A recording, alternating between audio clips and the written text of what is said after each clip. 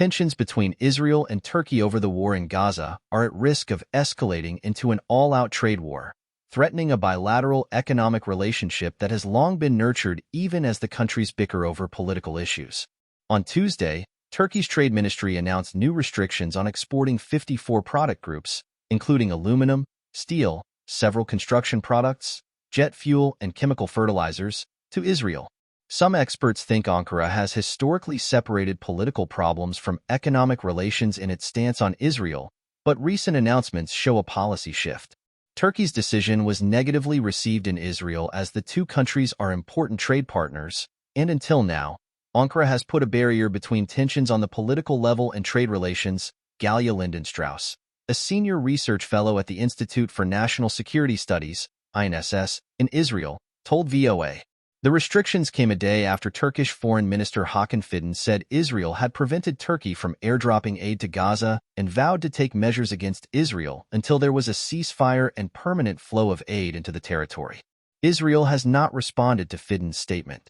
Alan Makovsky, a senior fellow at the Center for American Progress, said he saw Turkey's export restrictions as a response to domestic politics. I would find it hard to believe that Turkey could seriously think that Israel would approve of allowing Turkey to participate in airdrops. When there's an airdrop, Israel does not review what is in the airdrop, so it is only countries that they would really trust from a security standpoint that they would give clearance to. At least, I believe that's the case, Makovsky said. If Turkey did apply, I'm sure they knew when they applied that there was no way Israel would approve it, he said. I suspect they used that as a cover for what is really a domestic political decision.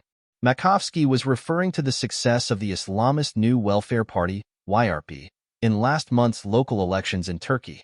YRP, which came third, was vocal in criticizing Erdogan for not cutting off trade with Israel during the campaign.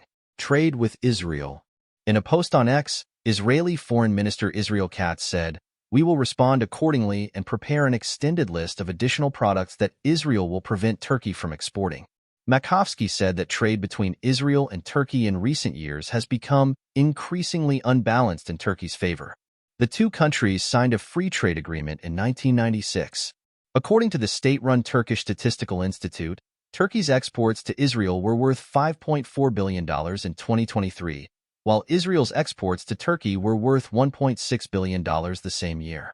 In terms of replacing materials, the burden is going to be greater on Israel, but there could be economic problems for Turkey, obviously, if these sales do not go through, Makovsky said.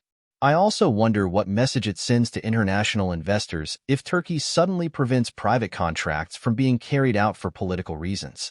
That may not be a great thing for the Turkish economy, he said. Some experts said the restrictions would broadly affect Israel's construction sector. Regarding some materials, such as cement, Israel is highly dependent on imports from Turkey. Israel can find alternatives, but they will cost more, and it may take time till it finds the relevant substitutes, INSS's Lindenstrauss told VOA. According to the Israel Builders Association, Israel imports around 70% of its iron construction materials and about a third of its cement needs from Turkey. Turkey has also been one of the leading steel providers to Israel. U.S. involvement.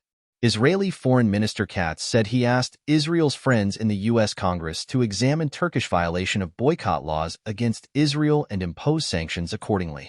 Eugene Konorovich, a law professor at George Mason University's Scalia Law School, said he thought that Turkey's action most probably violates the World Trade Organization's agreements, but not U.S. federal laws.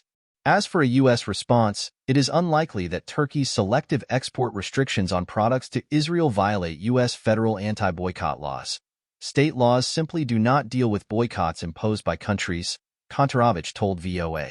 38 U.S. states have laws prohibiting states from contracting or investing in entities that boycott Israel. Some analysts think that given the debate in Washington over sending aid to Israel, it is unlikely that Congress will take measures against Turkey.